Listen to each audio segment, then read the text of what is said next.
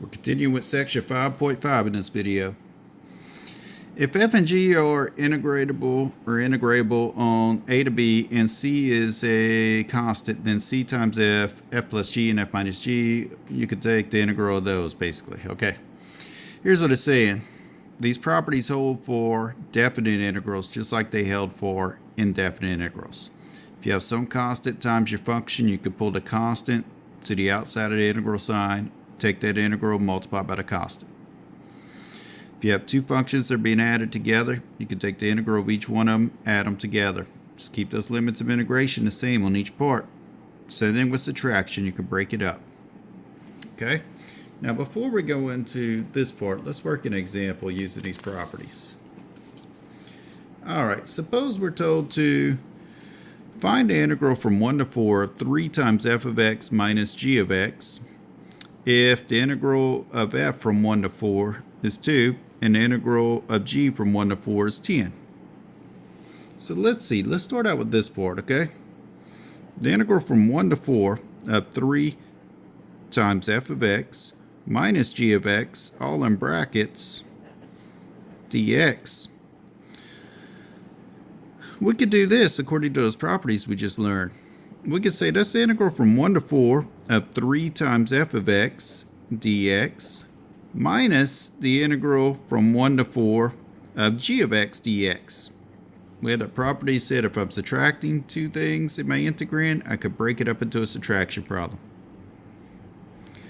We also had the property that said if we have a constant times my function, I could pull the constant to the front of the integration symbol.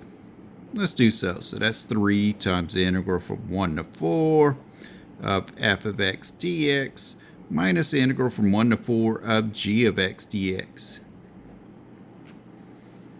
Alright, so 3 comes down times. What is the integral from 1 to 4 of f of x? Well, they gave me that. They said that was 2. So 3 times 2 minus, what's the integral from 1 to 4 of g of x? The integral from 1 to 4 g of x, they told me, was 10. So I could say that's 10. Well, what does that give me? 6 minus 10 or negative 4. Not too bad. Just using those properties. Well, let's look at this part now. If f is integrable on a closed interval containing the 3 points a, b, and c, then the integral from a to b of f of x dx is equal to the integral from a to c of f of x plus the integral from c to b of f of x dx. What are they talking about here? They're talking about, let's suppose that I have, I don't know, maybe some area under a curve of f right here, okay? And I'm looking from a to b, this area under my curve right here. It says what I could do if c is some number here, like say c is some number in between a and b. What I could do is I could take the area under the curve right here from a to c, or the integral from a to c, and add to it this area right here, the area under the curve from c to b, which is what we're doing. That's basically what that says. So how are we going to use it? Look at this example. Use a formula from geometry to find the integral from 0 to 4 of x minus 2 dx. Alright, we're going to use a formula from geometry. So I want to draw a picture of this thing. Here's my x-axis, here's my y-axis. I'm going from 0 to 4. So 1, 2, 3, 4, there we go. Let's draw this function because really I'm trying to integrate f of x is equal to x minus 2 as my function. So to integrate this, let's draw a picture of it. Well, where is this function at when x is 0?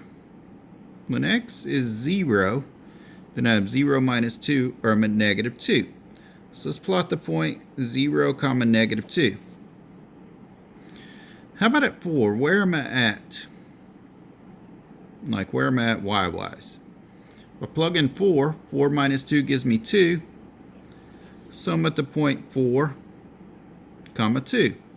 4, comma 2. Let me draw that a little further down. 4, comma 2. Now, where does this graph cross the x-axis?